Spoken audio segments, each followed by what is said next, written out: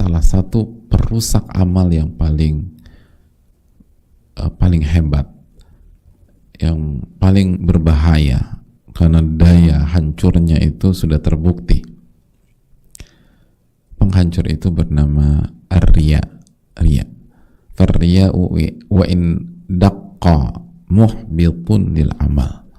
Kata para ulama, riya itu walaupun kecil, walaupun halus,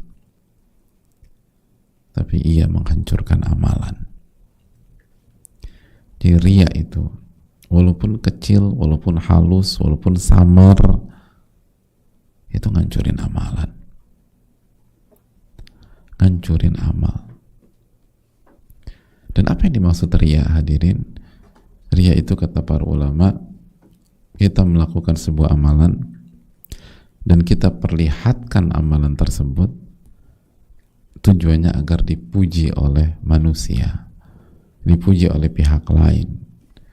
Itu walaupun cuman kecil, sedikit, hanya halus, nggak langsung, kita cuman kasih umpan lambung, kita hanya kasih pancingan biar orang itu muji amalan kita, muhbitun lil amal, itu menghancurkan amal kita.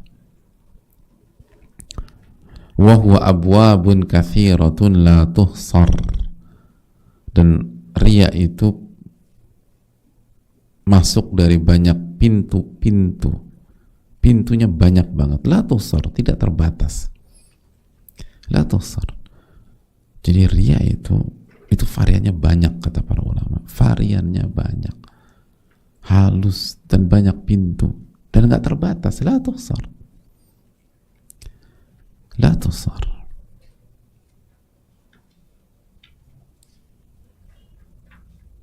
Wa kaunul amal ghairu muqayyadin bittiba'i sunnah aidan mujibun li kaunihi batila.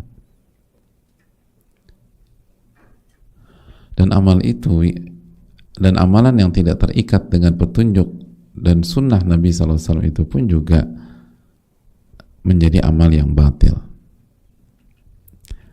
Jadi hadirin Allah muliakan, sebagaimana amal itu harus sesuai dengan sunnah, tuntunan Nabi SAW agar diterima, begitu juga amal itu harus ikhlas dan tidak boleh dijangkiti virus riya, gitu loh hadirin.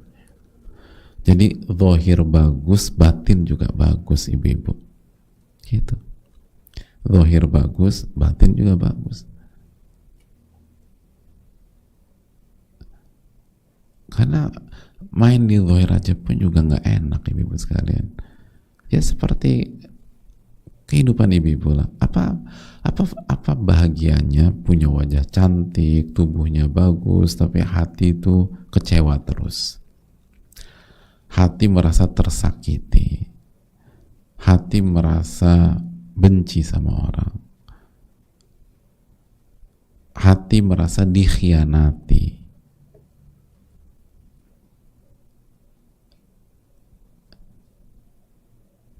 Jadi nggak ada gunanya. Mau wajah cantik, mau tubuh bagus, lalu hati merasa dikhianati. Kira-kira pada saat hati merasa dikhianati, malamnya kita perawatan wajah nggak kira-kira? Seringkali enggak, ibu, nggak peduli, udah aku nggak peduli lagi, hati udah hancur. Itu. Jadi walaupun secara zahir indah, tapi kalau batinnya diserang dan hancur, hidup seringkali nggak ada artinya. Makanya kita mungkin ada banyak pihak nyeletuk, kok cantik-cantik bunuh diri ya? Iya, ada banyak wanita cantik bunuh diri. Itu kenapa? Ada masalah dengan zahir. Mereka nggak punya isu dengan zahir. Masalah mereka itu batin, hadirin. Batin, itu yang ngerusak, itu yang ngancurin. Nah begitu juga dengan amal. Amal secara zahir bagus, ada dalilnya sesuai dengan tuntunan Rasulullah SAW. Tapi kalau batinnya ternyata riya, bukan karena Allah, berharap dipuji oleh manusia, dia tidak apa dia tidak murni hanya ingin mendapatkan pujian dari Allah Subhanahu wa taala, tapi itu tadi pengen membuat orang muji dia, membuat orang sanjung dia, membuat orang mengagungkan dia, membuat orang itu ngangkat-ngangkat dia, maka secara batin itu rusak amalan itu. Dan kalau batin sudah rusak, zahir tuh nggak ada gunanya juga. Sama kayak tadi, betapa banyak wanita merasa tidak berguna padahal secara zahir dia cantik, dia tubuhnya proporsional, tingginya oke, tinggi 175 misalnya, atau tingginya semua menginginkan tinggi badan seperti dia, semua menginginkan berat badan seperti dia, banyak wanita menginginkan wajah seperti dia. Tapi kalau batin wanita itu hancur, berantakan, dan dia merasa nggak diuntungkan juga punya wajah cantik gitu. Dan dia merasa wajahnya nggak ada gunanya juga, wajahnya nggak ada gunanya. Bahkan bukan hanya wajah, dia merasa kehidupannya nggak ada gunanya. Buat apa aku hidup ya? Aku dikhianati, aku disakiti, aku nggak diterima, dan lain sebagainya. Itu yang perlu kita, dan itu real dalam kehidupan, dan begitu juga dalam amalan, begitu juga dengan amalan. Kalau kita tidak melakukan amalan-amalan kita karena Allah, maka Allah nggak akan terima. Allah nggak akan terima.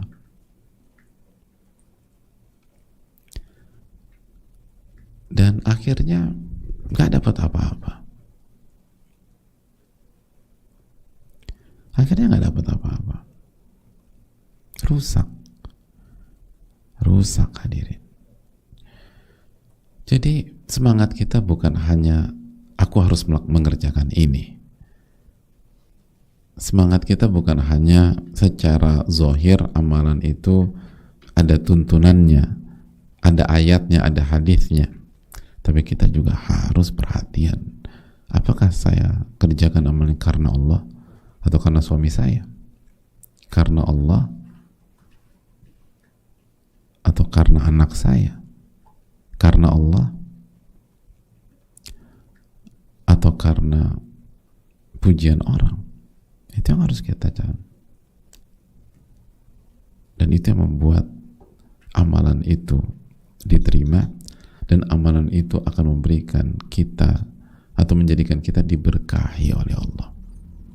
Kita akan menjadi lebih baik, kita akan jadi lebih kuat, kita akan lebih bertakwa, kita akan lebih beriman, dan seterusnya.